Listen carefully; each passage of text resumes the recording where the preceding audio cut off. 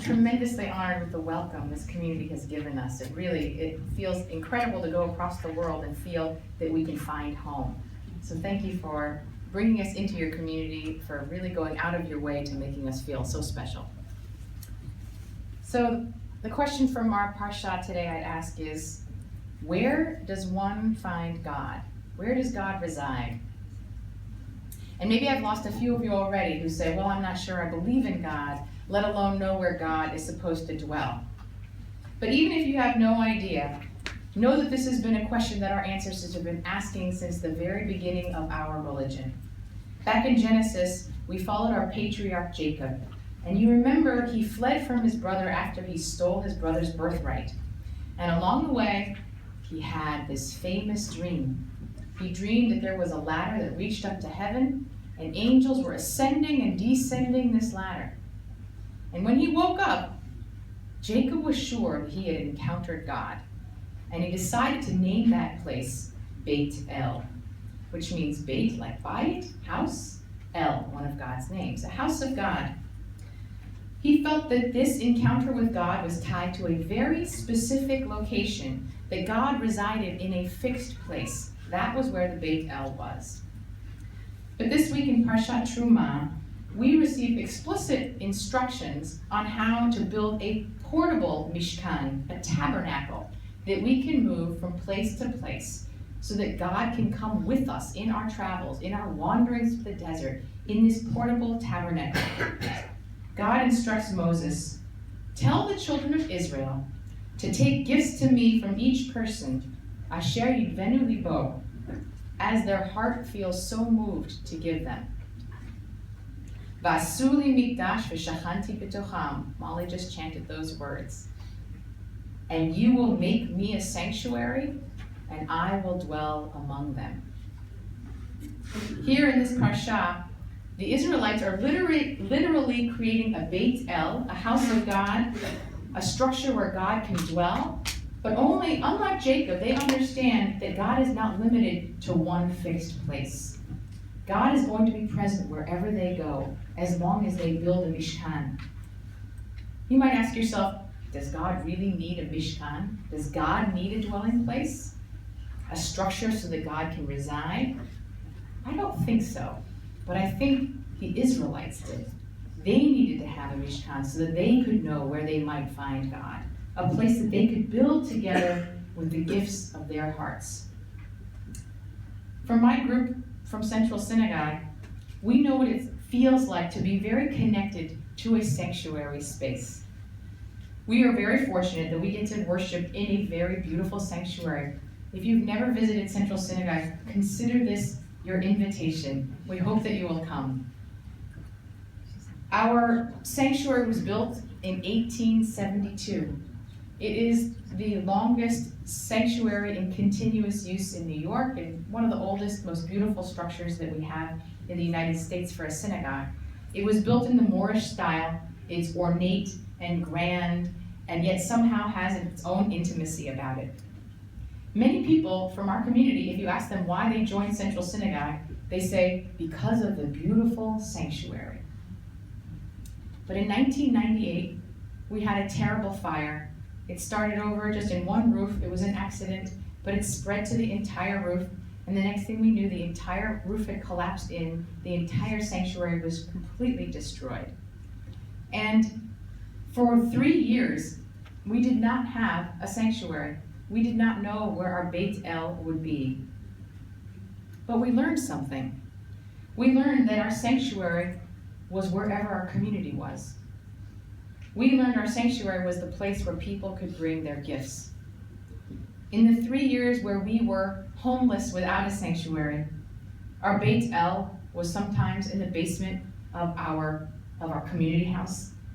Our Beit El was sometimes in the New York Armory. Our Beit El was sometimes in congregants' living room. And sometimes it was in the overflowing food of a shiva table. Wherever we built it, with the gifts of the community, we knew that that was where we could find a dwelling place for God. Central thought we would probably lose members in those years where we were missing our beautiful sanctuary space. But instead, it was actually during that time of rebuilding that we figured out who we were as a community, deeply found out who we were, outside of being connected just to that beautiful physical space. We learned the soul of Central and why we existed. That period of wandering and digging down and exploring laid the foundation for the largest growth of our synagogue over the next decade, in which we almost doubled in size. Va'asu li mikdash v'shachanti b'tocham, build for me a sanctuary, and I will dwell among you. Wherever we build it, no matter where it is, God can reside there. For congregation Beth Shalom, this Reform Milano community, you embody this very ideal. In your 13 years, you've never owned a sanctuary space. You make your mishkan wherever your community gathers. Today it is in this hotel room, and it has become a Beit El. But what makes it so sacred is that each member of this community brings each of your own gifts. And we can feel that just in our short visit with you already, we feel how God dwells among you. I'm so tremendously moved by the ownership and dedication of this community, most especially that of your past president, David, and his wife, Carol, your current president, Karen Burnett, the leadership of your current rabbi, Lee Lerner. Every time you host a Shabbat meal in your home, every time you've reached out your hand to an interfaith Jewish couple and said, you're welcome in our community, every time you've acknowledged a same-sex couple as family here, you create a sanctuary. You allow God to dwell among you. We no longer have the Mishkan.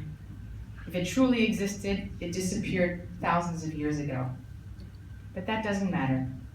For Judaism insists that that concept in Torah is still very relevant to us today.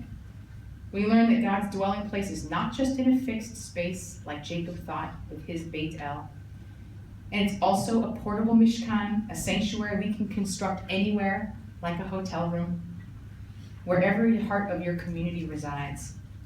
But I'd offer up one more understanding that comes from the Hebrew, which says, Shachanti b'tocham, that God will dwell b'toch, maybe not just among you, but actually inside you. God can dwell in you. That means each of us can be a Mishkan.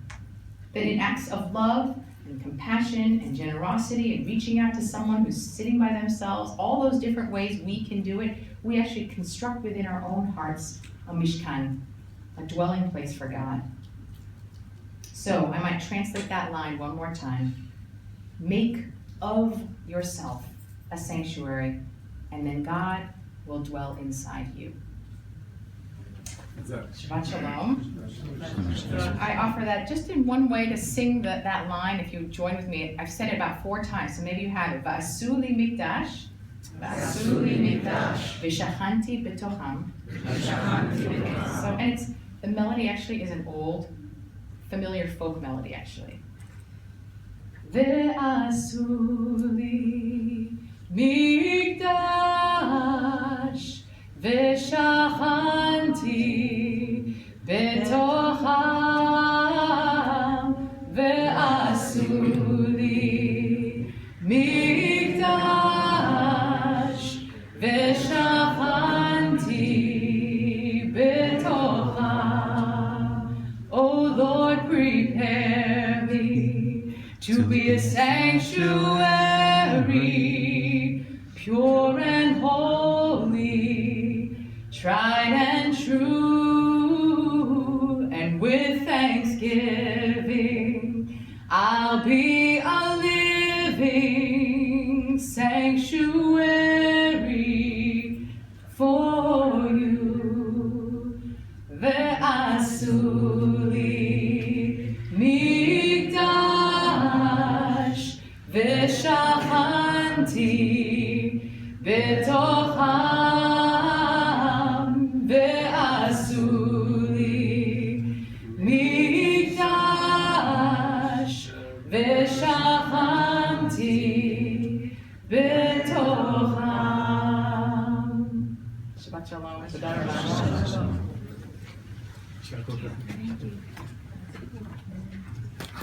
And now we're going to